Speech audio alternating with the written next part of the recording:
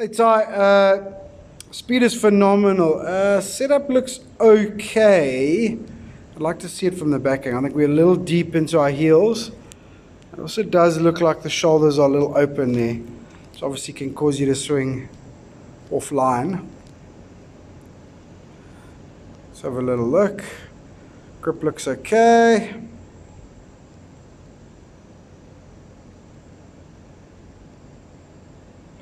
Okay, takeaway is good.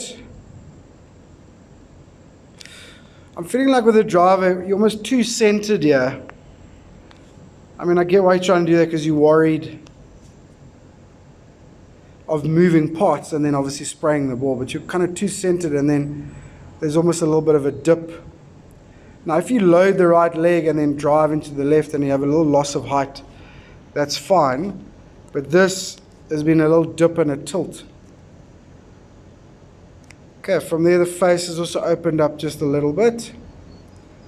Okay, so we got a bit of a tilt, aiming left, open face. So we're generally going to hit across this golf ball. Okay, and then from there, as we try and regain back tilt, see the legs driving super hard. And now the head goes up and away. Okay, from there, release and extension, leg work, ground force. That's all really good. Okay. So the body movement is definitely inefficient and when I say inefficient, obviously swinging really fast and hard, but it's not going to create a consistent idea of how the club is moving through impact if you're going up and away from the ball. You know, using ground force and going up and around your left leg is a different thing. Okay? So you're kind of going low in the backswing and then up and away. All right? And then this open face. Okay, that face there, that left wrist there, and judging your grip and your setup, obviously that face is wide open. So now we have to flip this club as hard as possible. So a lot of face rotation. Okay, an inconsistent center point of your body is going to create some issues. Okay, the rest is just brilliant. Wow, it's just brilliant. Hey Ty, okay, so I hope that all makes sense to you.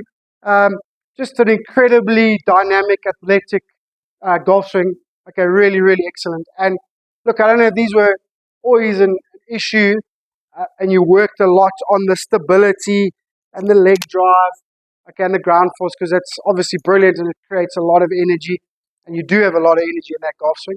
And possibly these things were there all along, or possibly as you got faster and faster, you started to make adjustments in order to be able to square the golf club or try and square the golf club in time. And then that's where these little movements came from. Right. So you need to understand them. I wouldn't say they're not bad. They're just kind of counteracting one another, and they just make it so hard to get a consistent delivery of that golf club. Okay. Look, that being said, I think you got to understand, if you're going to swing the driver that fast, okay, your margins are very, very, very small. Okay. So obviously option one, you can slow down. My opinion is no, you don't do that. Okay. You work so hard and you now have an ability that probably less than 1% of people in the world have to be able to hit a golf ball this far. You just got to learn how to play with it, right?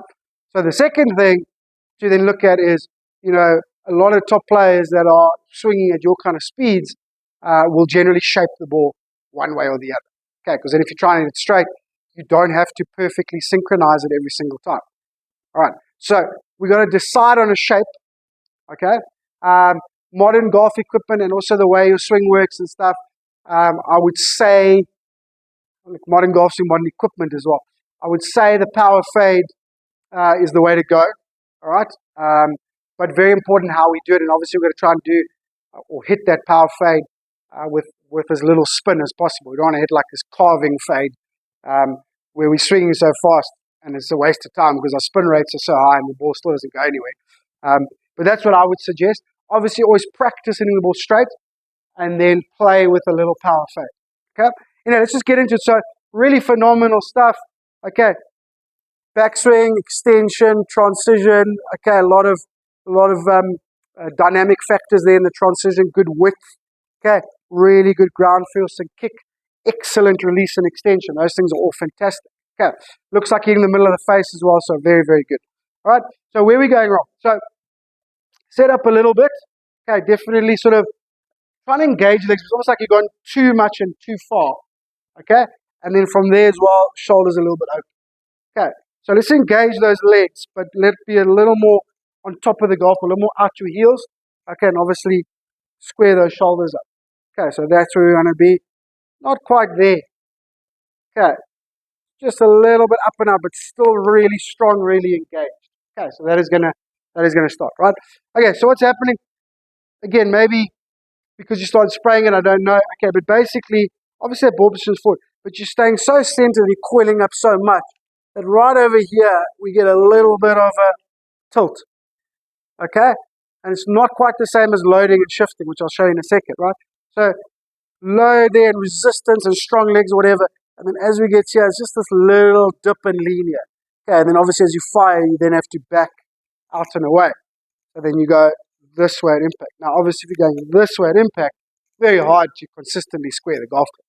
Okay, our whole idea is through impact we want the golf club following our body, no matter what speed it is, following our body and rotating as little as possible, right? So what we want to do, okay, is be able to load behind the ball. Okay, your right hip is your pivot point of your backswing. So basically, wherever the inside of your right foot is, that's always where you should roll your, load your shoulders to. Okay, so if you put that there,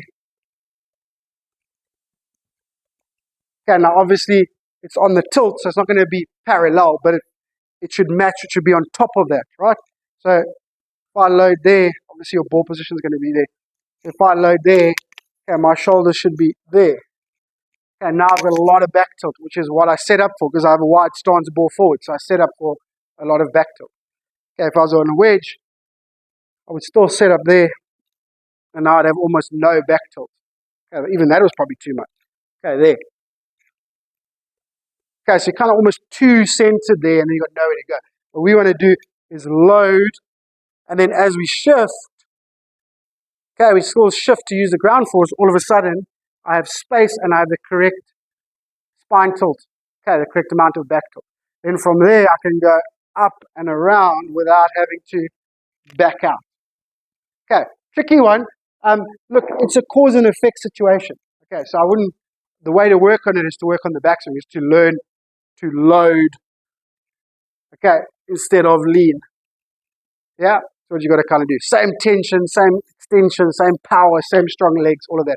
Okay, just learn to load. It's not a sway, you're just loading into the right leg. A sway would be that. And when not doing that, just load into the right leg. Okay, and maintain the spine tilt or the back tilt. Okay, from there, I think things will start to flow and you're going to have a little bit more width and a little bit more time to square that golf club. All right? Then, from there, at those high speeds, okay, what I would suggest, okay, and you've got to practice these things differently. What I would suggest, okay, is minimal face rotation. So look at your guys that are hitting the fades. Scotty in a different way, but definitely Jon Rahm, DJ, Colin Morikawa, these guys. Okay, what they do is they really shut the face, closed face, okay, and then they just slightly outrace the center point, so they get their body to outrace the neutral release point. Okay, but then the face is shut. Okay, what that means, okay, is they can hit a fade, but with a closed face. Okay, you understand what I'm saying, right? The tricky one, okay, but that is the way to do it, especially at very, very high speeds. That was what I would recommend for you. Okay, so what I would do is learn how to shut the face, or just rotate the face as little as possible on the backswing. Okay, feel like it's shut coming in. Okay, you're going to hit the ball really solid. Your ball speed is going to go through the roof. Okay, now at first you're going to hit some straight and low left and whatever, okay, but your ball speed is going to go through the roof. And then slowly you can figure out, okay, cool. So now I don't release the club in front of me, square to my torso. I just let my torso slightly outrace it with the shut face. Release it there. No rotation of the forearms in the club face. Okay, and they should start dropping right all of a sudden. Okay, so that is what I would recommend. Okay, if you get those two things right, phenomenal. Absolutely phenomenal. Okay, the second one is going to take a lot of work, a lot of feel, a lot of understanding. Okay, but that is what I'd recommend. Okay, if you're not willing to go that, okay, then just synchronize, get the load right, and then once you got the load right and you're not changing angles, then you can start figuring out, okay, how centered and how synchronized my circuit. Okay. Problem with that is a two-way miss. So on your day, it's going to go on your day, it's going to be great, but not on your day, it's going to be a little bit two-way miss. Okay, and anytime in golf we're hitting the ball long distances, we try to take that out. Okay, right. Let me know what you think, and let me know if you need any help. And I hope you understood all that. That's where you're at. If you want to get to the next level, you've got to start understanding these things and how they work. Okay. Good luck, mates. Let me know if you need anything.